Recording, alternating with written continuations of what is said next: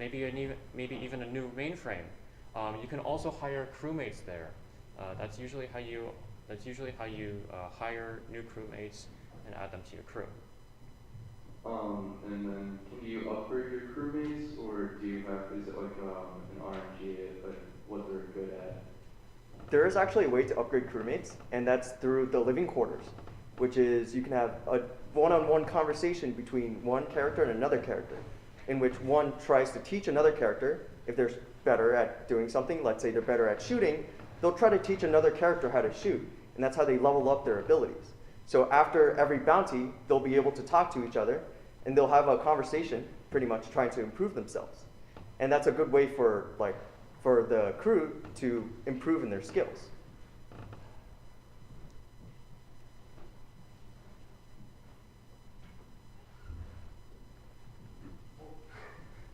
Sorry, so thank you.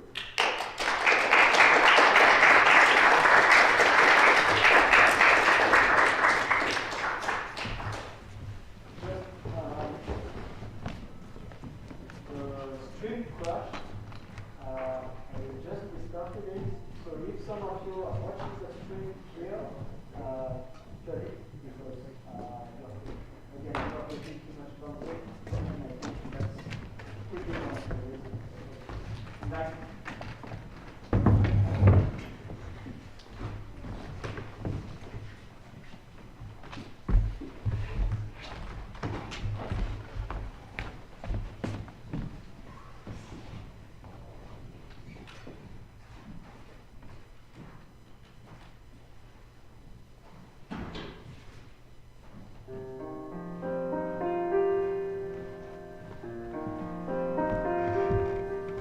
A lone woman sifts through the overgrown ruins of a land called Ardera.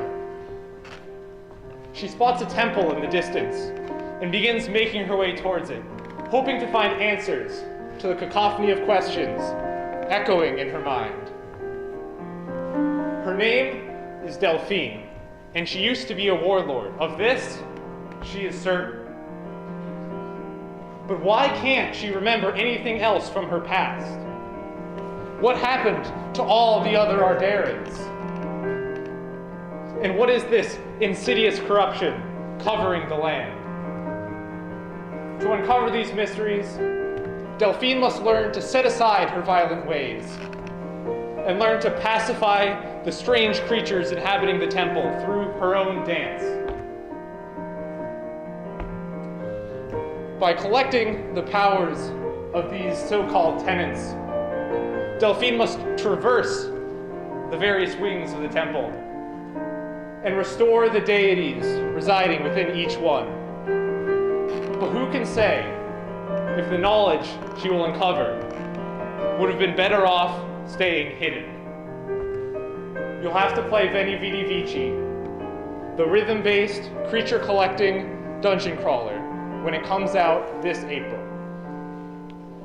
All right, but that's enough, scripted dramatics for the time being. We're Snowbed Studios, and we'd like to thank you all for coming out today and for sitting through all of these great presentations. We've got a lot that we wanted to cover today, so we're going to get right into it, starting off with a quick gameplay trailer to give you guys a taste of what the game is all about.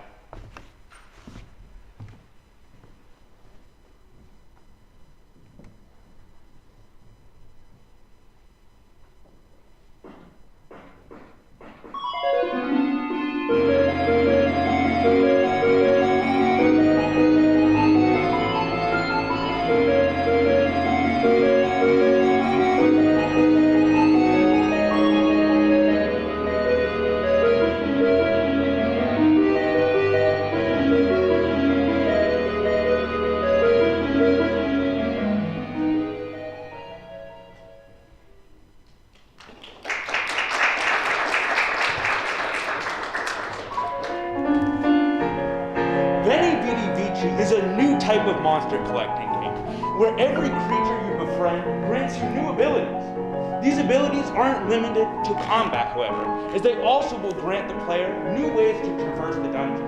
For example, in the first area of the game, the Nature Dungeon, Delphine will gain the ability to topple trees, creating bridges that allow her access to previously locked areas of the dungeon. The most important thing that you gain through befriending creatures, however, is their own unique sonoglyphs. The sonoglyphs are actually key to our combat mechanics. Right, Jacob? That's right. Each of the 6 sonoglyphs in the game represents the sort of combined essence of the tenant that it comes from. And each of these contain a specific moveset of dances for the player to be able to perform. In fact, this combat is one of the things that makes the game as unique as it is. Because rather than many of the mechanics of most ARPGs or fighting games out there, Veni, Vidi, Vici's combat is purely rhythm-based. Each of the moves that each sonoglyph will give you, first of all, has an elemental type associated with it, but second of all, must be input with a series of commands specific to it, to the rhythm of the song that's being played. In addition, because the player is able to only hold up to 3 of these sonoglyphs at a time, they must be able to choose between them in order to customize their own playset to what fits best. This could include either something like picking the favorite tenets of the player in order to just have an emotional connection, or if the player identifies a specific play style that fits best with them, they can hone it in order to figure out exactly what they want. Of course, this isn't the only thing that sonoglyphs are used for, as Matt will explain. As Jack will explain. When Delphine first enters the temple, she hears something calling out to her. She feels an overwhelming urge to explore deeper. This is the mural. The mural is the objective of every area of the game. It's broken, it's ruined, and Delphine needs to fix it. She's able to fix it by placing her sonoglyphs inside it, completing the image, and revealing the story of the area. When the mural's complete, it falls away, opening forward a new path she can take to discover the dungeon's boss. The boss's moveset is actually customizable based on how the player chooses to place their sonoglyphs. Today, we have the first dungeon to show to you, but by the end, we're going to have another dungeon, as well as a total of 3 murals and boss fights, as well as a total of, as mentioned before, 6 sonoglyphs with their corresponding tenets. Of course, this is all just us talking. If you really want to see what makes the game special, you'll have to see some first-hand gameplay, which is why next up, we have Logan to commentate over some gameplay.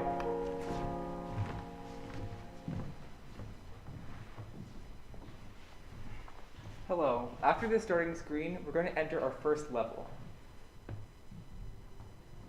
And for the player, Delphine's journey will start here.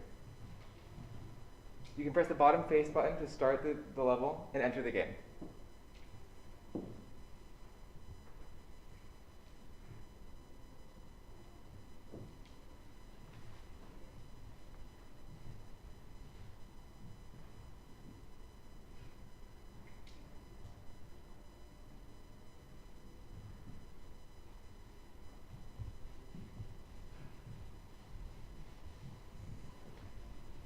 Well, it looks like our first playable our vertical slice is not currently working. We have basically what is a dungeon where you can encounter multiple creatures across the that live there. I think Kelly's trying to fix whatever's going wrong here, but Delphine will start the dungeon lost and confused. She's been wandering Ardera, not sure where she belongs or what she has to do, but she hears from deep within this dungeon something calling out to her to be fixed. So she continues on. After exploring the dungeon for just a little bit, she'll first encounter our first creature, a pyretic creature named Psyflame. And Psyflames, by nature, take a lot of pride in their combat abilities, and they'll give their combat abilities to those they deem worthy. A specific Psyflame will walk up to Delphine and tell her that it wishes to join her party and give her its power. That will be her first sonoglyph of the dungeon, and she'll be able to use Psyflame's powers in combat. After playing briefly and exploring the dungeon, she will encounter our second creature of the dungeon, a floral creature that is afraid of fighting Parusel.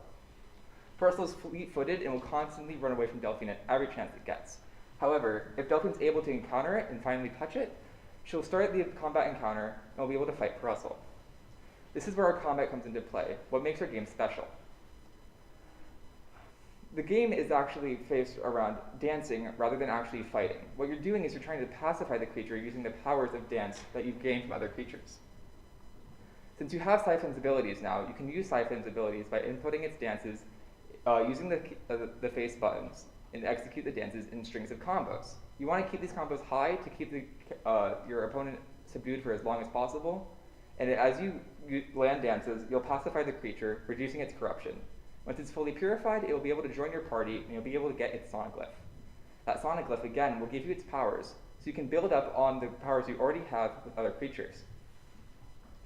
After Delphine obtains Parcel actually is a special type of creature called an alpha creature, and it gives you the ability of an out-of-combat ability specific to that element. So it is the floral element, so it gives you the floral power, which allows you to manipulate these tree-like structures around the level in order to push them down and navigate deeper into the dungeon. Now having two creatures, Delphine needs to get her third in order to be able to complete the mural. The third creature she will encounter, briefly after using her floral ability to navigate the dungeon, is the creature Coryphil. Now Coryphil, unlike Parcel, is very confident in its combat abilities. It may seem elegant, poised, and kind, but it actually holds extreme bitter feelings to those it deems evil. Delphine, being a former warlord, is on its hit list as a potential target, and so it will immediately, after a delay, dash at Delphine, trying to vanquish her as soon as possible. This encounter is especially hard because Coryphil has really strong stats and really strong abilities. However, because it's so confident, it will stand mostly idle while it performs these big sweeping attacks. What makes this combat separate from Parcel additionally is that Coryphil actually has, that Delphine now has access to both Cyflame's abilities and Parcel's abilities. She can combine the dances of both to create longer, more flashy combos to keep Coryphil subdued for as long as possible. Now after Delphine recruits Coryphil to her cause, she now has 3 sonic glyphs, and she can hear the mural call to her louder. She can then use Parcel's ability that she granted earlier to navigate deeper into the dungeon and to the mural room. Here, she can use the 3 sonic glyphs she obtained to purify the mural and correct all the imperfections. Here, the mural will fall away and you'll reveal the boss behind it, which is the god and owner of the temple.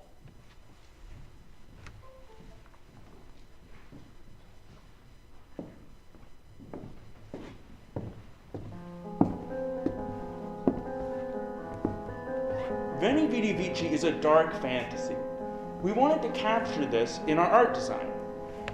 As we talked about before, the creatures have distinct types: floral, pyretic, and aquatic. To capture this, we wanted to go with a monochromatic style for our dungeon design. For the nature dungeon, we operated with a mix of greens. For the pyretic area, we want to have a mix of orange and red. However, our creatures have all sorts of colors.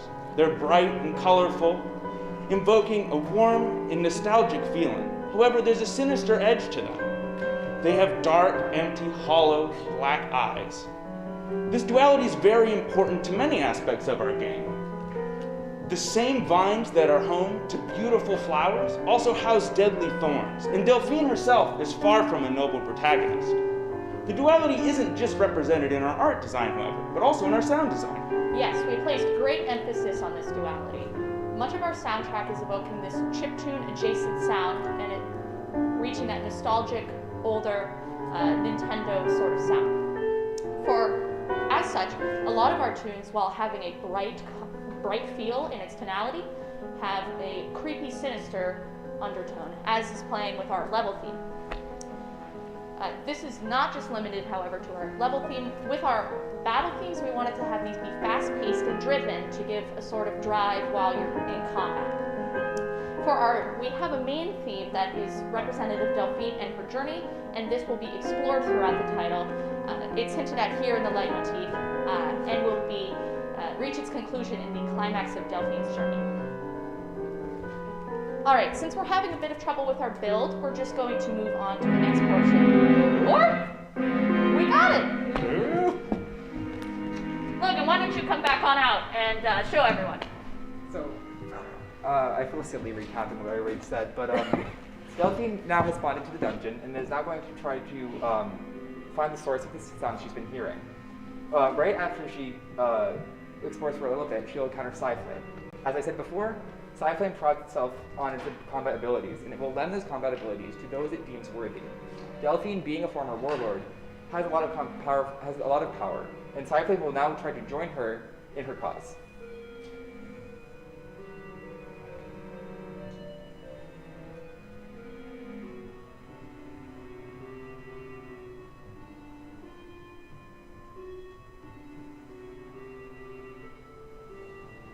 so now Delphine will gain access to Siphon's sonic glyph, which he gifts her as a symbol of gratitude.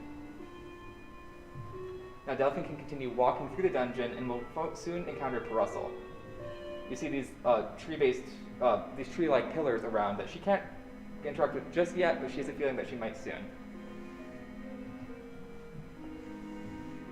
Now here's Parusel. It has the purple corrupted aura, and when she touches it, it initializes combat. And you'll see that Parusel will try to use its dances against Delphine to try to defeat her. Delphine can use the powers of Siphon, which she's doing right now, by inputting the multi-step dance inputs, and she can actually combo them together. You can see that Parusel flashes red when it's damaged and stunned. That way, she has a kind of an indicator to when she can continue to dance and not face any repercussions.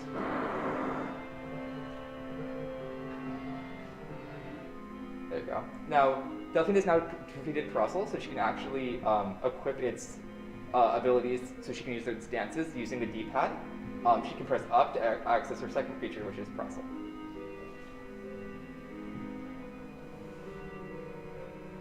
And now, again, Parusel is a very special creature. It's an alpha creature.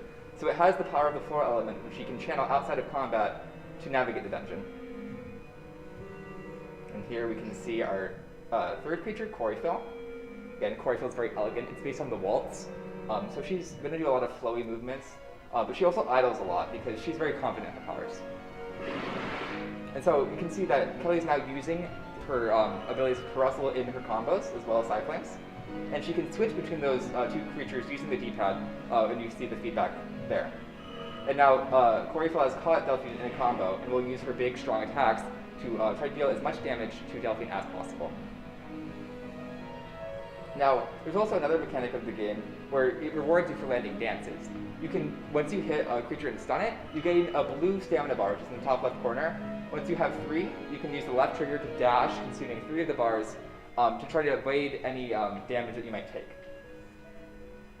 Now, Coryphil also has a little bit more health than Parusel, being stronger than it, and so it's going to take Kelly a little bit longer in order to defeat it. But once Delphine is able to defeat it, she will get its sonic glyph, and she'll gain its power.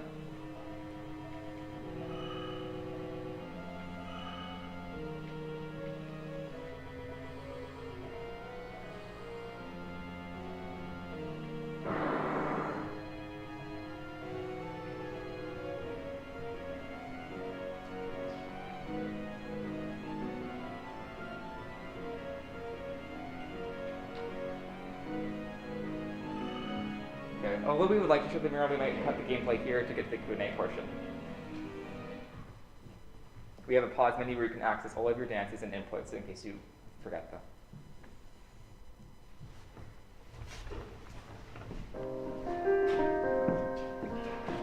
Before you go, however, we invite you to look under your seat. If you're lucky, you should find an envelope. Don't open it quite yet. Our team here at Snowbed Studios has been developing various products to capitalize on our markability potential with our characters, creatures, and setting. As a thank you for attending our presentation today, we wanted to give you a few of these initial prototypes.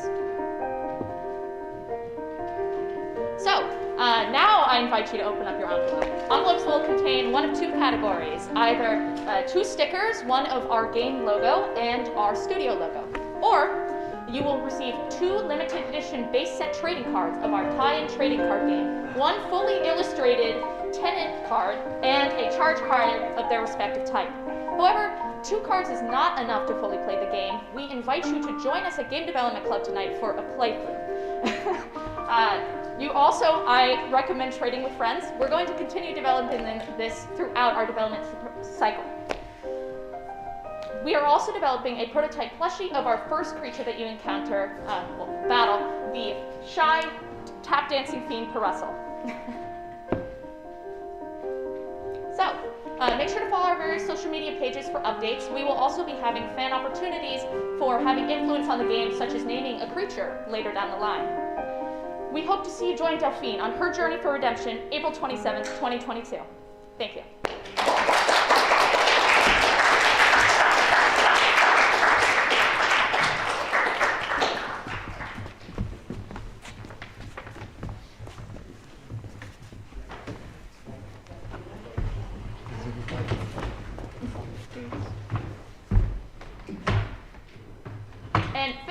Evelyn for accompanying us with the piano during this presentation.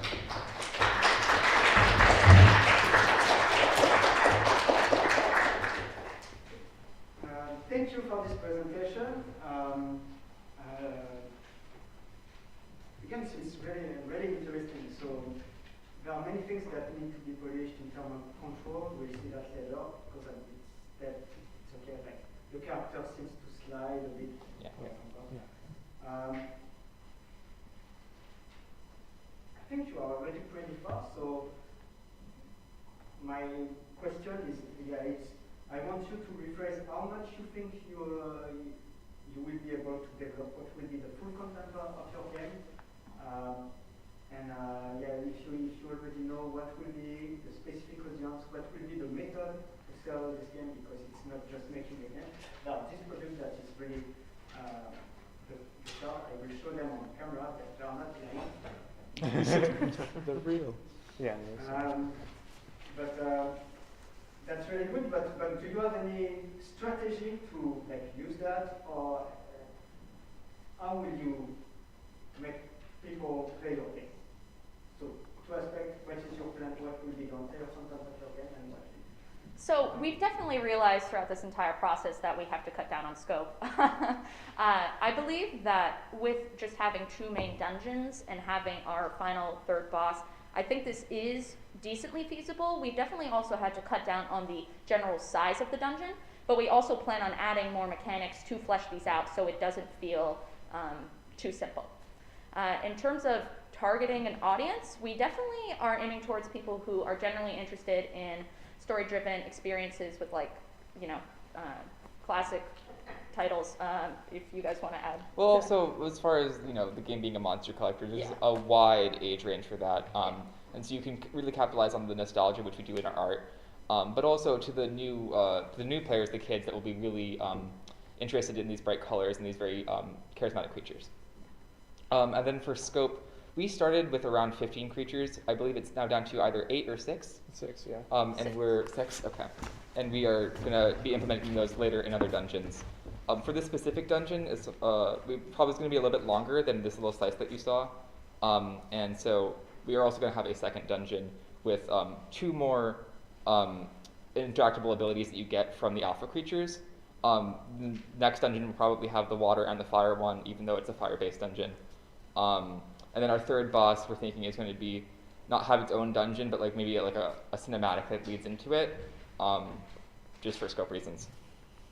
I want to know a bit about the narrative, but in terms of quantity. So if you could compare your game to, I don't know, other top-down dungeon, what will be the quantity of the narrative? So a lot of the narrative, one of the things that we've been obviously focusing on is trying to convey narrative in a concise way so that you can have a lower number of dialogues for a similar number of interactions, right? So if I'm comparing it to something else, I'm imagining something like a Legend of Zelda or something like that, where you have sort of buttons from I know everyone doesn't like the Navi or the whatever character, but sort of stuff like that where you get to an area and whatever. And so a lot of the actual narrative is not just physically in the dialogue, though. Again, we're trying to cut down on that wherever we can. A lot of it is in sort of the environmental design and sort of these optional things that you can pick up to learn about the world and to learn about sort of specifics about the past. So one thing that we have that we're going to implement is a main exploration reward is going to be being able to have these rooms that you find that are going to shed light onto some of the Ardaren society, right? So you might walk in on, say, an abandoned laboratory, and you'll have a dialogue commenting on that and that sort of a thing. And for more incentive than rather just being just the narrative, because we know a lot of players may not be big narrative fans, is to have some sort of gameplay incentive. And we're thinking about having extra sonoglyphs, which you can kind of attach to your creatures to give them another ability to choose from. So you could basically add some more customization, which is a big selling point of our game. Yeah. Yeah, it's looking really good. The consistency of the art and how far the abilities are looking really nice. They look very tactile and very excited to see, like, you guys got these great systems in place. I'm really excited to see, like, more abilities from the enemies and the more varied mechanics. Also with, like, the level design, like, splitting up the dungeons is really cool. So if you have all of this stuff already planned out, feel free to share, but if not, that's fine too. And the presentation, of course, was fantastic. I love that intro. Thank you. Gave me chills at one point. Oh. And the piano along with it is very nice. Put us all in the space very well, very well. Oh, and the song that was playing at the beginning is the main theme of our game, by the way. Forgot to mention that. Yeah, pretty fantastic presentation. I really like it, especially the piano part. It's kind of too loud, so it was kind of hard to hear like what they're saying. Just one question about the art style, especially the dialogue system. The word font and word size are so hard to read. At least from my perspective, I don't know what that means. They're temporary. They're very much temporary. So they're temporary. You're gonna change it. We're next sprint. We're thinking about making our own font, which is similar to the logo font. Yeah, that still we will- trying to find that balance where it feels like very classic, because Yeah. we don't want it to be too simple. So developing our own for sure. We also have some drafts for dialogue boxes that's not just going to be a solid color without a border. Thank you. So, I was just wondering if, like, obviously, like, your art is stunning, there's no other way to say that.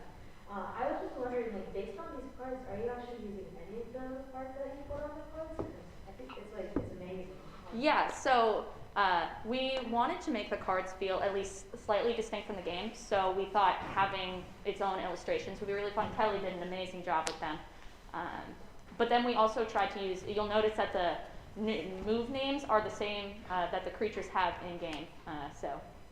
We're going to do another design pass on the card game. This is the preliminary. This is like your special beta little thing. So Yes. we're going to be working with that. But as far as making the art, using the art in-game, it's kind of an issue because our in-game is pixel-based and this is very much not that. So we might not integrate that.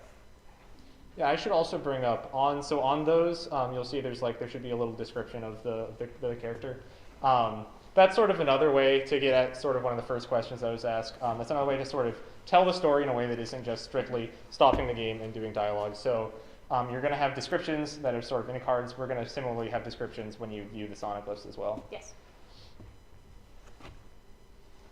Any other questions? I'd just like to say, top of the line marketing push at the end. With the card games, the flashy, And stickers! the stickers scaling down earlier. Was the marketing influence on that decision in any way? Like, because that seems like it would take, all the projects it would take a lot of time. Oh, wait, so you're saying was the decision for the products, did that influence our marketing? No, was the decision to scale down the project itself, the game, made with the marketing? No. No. We've all just been able to kind of fit in time. I spent a lot of, like Logan and I drafted up the card game and Kelly did the illustrations. That took up a good chunk of our time this cycle, but I think it'll be a lot more feasible. We're still able to accomplish. One more smaller question. Will the penguin be in the game? You know, you bring up a good point. Our next element that we're going to be adding is the aquatic element, and there was a draft for a fish cat. So maybe that's not exactly a penguin, but something. Yes, stay tuned, basically. Stay tuned. I wanted to ask about, I know that corruption maybe, or the fact that your main character has done some bad things in the past is like a big part of the narrative. Mm-hmm. I wanted to ask if that bled into like the gameplay at all. Like, will you see, that dark side of your main character appear in the game at all, or like affect your gameplay? Yeah, so I obviously don't want to give too much away for spoiler's sake, but that's absolutely going to be the case. You'll see further on. And sort of as you can see through the gameplay, a lot of it is sort of about her trying to actively, shed off and come to terms with that past. So I think sort of by the nature of the game, it's very much in conflict with that. Awesome. Thanks.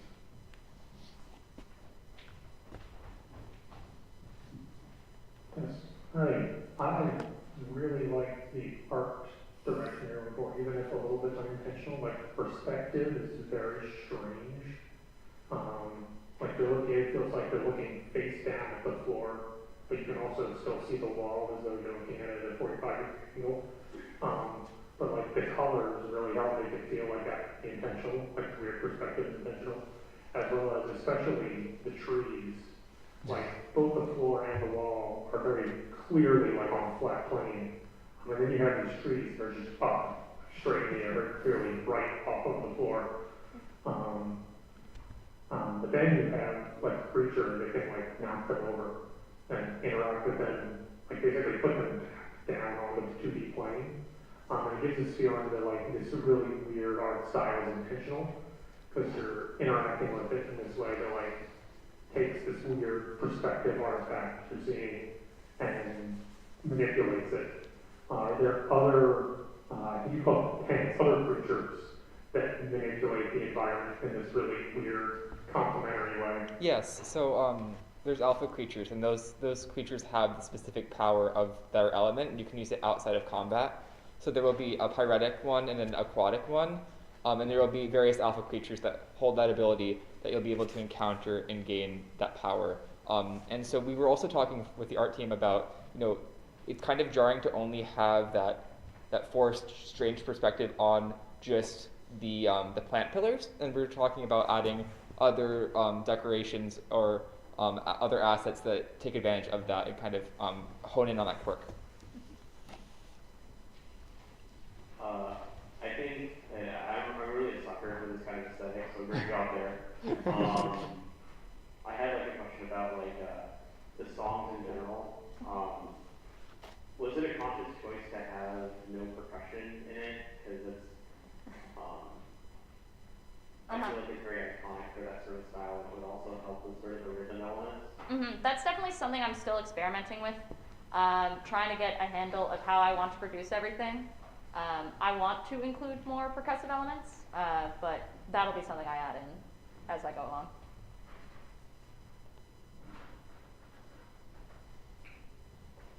I'll go. That's fine, I mean, like. So just, I guess, as some starting comments and feedback, like, I'm gonna echo them. Love the opening piece. Great introduction. Really just said, I did miss the other earlier presentations, but the RPI, that set this apart more. Thank you. And the music accompaniment, yeah. A small note on the music itself, though. During the presentation, in the less dramatic part, I would lower the volume or how to acquire the track. It wasn't like distracting, but it was close, if you know what I'm saying. I have a mechanics question. When it comes to the rhythm system, in a sense, how is that working? Because I kind of saw it, like with this, like the beats coming down, you have to time it. But how does that interact with gameplay? So the beats spawn according to the tempo. So faster songs will have faster beat maps. And currently it's more of like a metronome. We experimented with having melodic beats, but playtesters got really confused because there was so much on their screen. So far we've cut those. But basically the way it interacts with the gameplay is that you have these dances which are multi-step, and you input the dance steps using the face buttons on your controller. And so basically you input them in parts, and I'm not sure if you got to see it in the gameplay, but there is a space at the bottom of the screen where it shows your inputs that you've put in, and then once you've inputted a dance from one of your creatures, that will go away, and it will show the name of the dance, and the player will execute that dance. And you want to string those together to create combos to basically avoid danger and deal as much damage as possible. Yeah, and then if I recall correctly, sort of the accuracy of the timing determines the strength of the attack. You have two counters. Your stun counter, which is more of a visual thing to just know how long of a combo you've made, and then there's also the beat counter, which is how many beats you've actually hit. And if you hit a perfect beat as opposed to a good beat, you'll gain an extra beat on that counter, and that will increase the damage of all of your attacks that you do. Anything else? I have a last really important question. Yes. Why did I receive this kind of really useless cards. Oh, you know, I was like, I'll give Payan the most cards for fun. Thank you so much for Thank you. Thank you.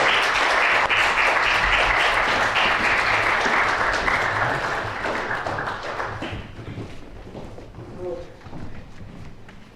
just a few words for some of you that are still watching on the stream. We are end now. We'll do another stream at the end of the semester that will be an interview of the creator when the release will be ready. And that's really it. I think we can once again thanks the students for the really hard and really wonderful work that they made for the presentation, but also for that game. And yeah, that's it. See you at the next stream.